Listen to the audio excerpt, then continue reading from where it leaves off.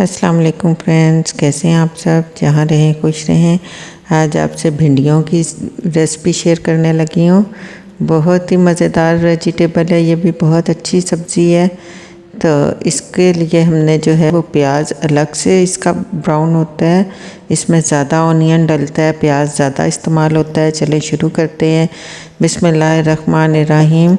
एक पैन में ऑयल ले लिया और मैंने 4 से 5 अदद प्याज जो हैं वो काट कर जो है रखे हुए थे, वो हम इसमें ऑयल में ऐड कर लेते हैं। हमने यहाँ थोड़ी देर प्याज को फ्राई करना है। इतना फ्राई नहीं करना कि ये ब्राउन हो जाए, इतना फ्राई करना है कि इसका कलर चेंज हो जाए, इसका पानी जो अपना प्याज का पानी होता है वो ख़त्म हो जाए। ये देखें, मैं आपको ये देखें जी, फ्राई होने के थोड़ी देर बाद 5 से 6 मिनट के बाद मैं इसमें ये हमने अपनी भिंडियाँ काट कर रखी हुई थी, धो के काट के अच्छी तरह से इनको इस शेप में काट लें। और इसको भी हमने अब प्याज के साथ फ्राई करना है थोड़ी देर के लिए, क्योंकि भिंडियों में अपनी वो होती है, लेस सी होती है जो इसको पेस्ट जैसे वो होता है चिपकती है, उसकी वजह से ये हम जब इसको फ्राई करेंगे तो वो इसकी लेस ख़त्म हो जाएगी। इस तरह हम इसको 5 से 6 मिनट जो है वो प्याज के साथ फ्राई होने देंगे। बहुत ही अच्छी सब्ज़ी तैयार होती है, बहुत मज़ेदार तैयार होती है। जिन लोगों को पसंद है, कुछ को खैर पसंद होती है, कुछ को नहीं। मेरी तो फेवरेट है, मुझे तो बहुत पसंद है, तो आप में से भी कुछ लोगों को ज़रूर पसंद होगी। तो इसको हम जो है 5 से 6 मिनट 7 मिनट फ्राई करेंगे। देख सकते हैं आप, जब उसका लेस ख़त्म हो जाए तो वो फ्राई होती हैं। हम यहाँ पर दूसरे पैन में अपना लहसुन अदरक का पेस्ट डाल लेते हैं, 1 चम्मच जो है वो ऑयल के अंदर। ऑयल मैंने थोड़ा, इसलिए आपको ऑयल थोड़ा नज़र आ रहा होगा, इसलिए थोड़ा रखा है कि हमने ऑलरेडी भिंडियों में भी ऑयल शामिल की है। तो हम इसको, इसका लहसुन अदरक के पेस्ट को, इसका कलर चेंज होने तक थोड़ी सी इसको हम भुनाई करेंगे, ताकि इसका अपना जो कलर है वो चेंज हो जाए। और थोड़ा सा इसका ये, अब हम इसमें टमाटर ऐड कर देते हैं। 2 से 3 अदद आप इसमें टमाटर ऐड करें भिंडियों में, और इसके साथ इसको अच्छी तरह से इसका हम मसाला बनाएंगे। ये देखें, थोड़ी देर के लिए इसको पकने देते हैं ताकि ये नरम हो जाए टमाटर अच्छी तरह से। जब ये मसाले के साथ एक जान हो जाए तब तक हमने इसकी भुनाई करनी है। मैं यहाँ अपने मसाले ऐड करूँगी। 1 चम्मच रेड चिली पाउडर, ½ टीस्पून जो है वो हल्दी पाउडर, 1 टीस्पून जो है वो धनिया पाउडर।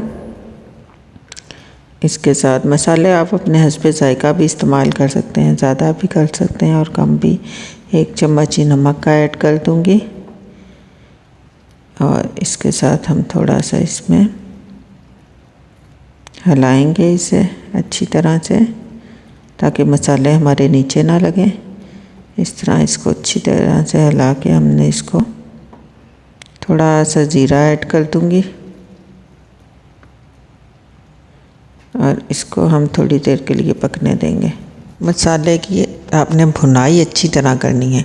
कोई भी खाना जब अच्छा बनता है जब उसकी भुनाई बहुत अच्छी हुई हो। हमने थोड़ा सा ऑयल इसमें और ऐड कर देती हूँ और इसको थोड़ा सा पकने के लिए रख देती हूँ।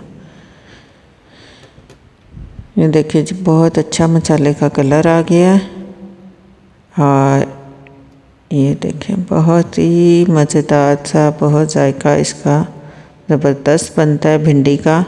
अब जब मसाला अच्छी तरह से भुना जाएगा, हमारा ऑयल ऊपर आ जाएगा, तब हमने यहाँ पर थोड़ी सी इसमें सब्ज़ मिर्चें ऐड की हैं। सब्ज़ मिर्चों का भिंडियों में बहुत अच्छा टेस्ट आता है। सब्ज़ मिर्चों के बगैर कई लोग तो समझते हैं कि भिंडियाँ तैयार ही नहीं हो सकती, इतनी इम्पोर्टेंट होती हैं। तो आपने सब्ज़ मिर्चें ज़रूर ऐड करनी हैं। सब्ज़ मिर्चों को भी अच्छी तरह से मसाले में हम भुनाई कर लेते हैं, ताकि इसका जो अपना टेस्ट है वो इसमें शामिल हो जाए। अब यहाँ पर मैं 2 से 3 चम्मच जो है वो योगर्ट के ऐड करूँगी। योगर्ट भिंडियों में बहुत ज़रूरी होती है, इससे भिंडियों का टेस्ट बहुत मज़ेदार बनता है।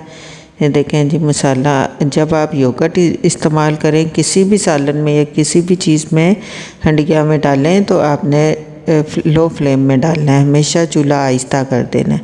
आहिस्ता आंच पे जो है वो जो भी हम योगर्ट या वाइट चीज़ जो भी इस्तेमाल करें, हंडिया में क्रीम डालें, योगर्ट डालें, हमेशा लो फ्लेम पे डालें, वरना जो है वो एकदम से हंडिया ख़राब हो जाती है। ये देखें, इसको आहिस्ता आंच पे आपने करके आहिस्ता आहिस्ता इसकी भुनाई कर लेनी है। जब योगर्ट बिल्कुल ख़त्म हो जाए तो आपने उठाकर ये हमारी भिंडियाँ और प्याज जो है ये अच्छी तरह से ब्राउन हो चुका है, फ्राई हो चुका है अच्छी तरह से। ये देखें, ये मैं इसमें शामिल कर देती हूँ। अच्छी तरह से हमने इनको आपस में मिक्स कर देना है ताकि हमारी भिंडियाँ थोड़ी सारा मसाला उन पर लग जाए अच्छी तरह।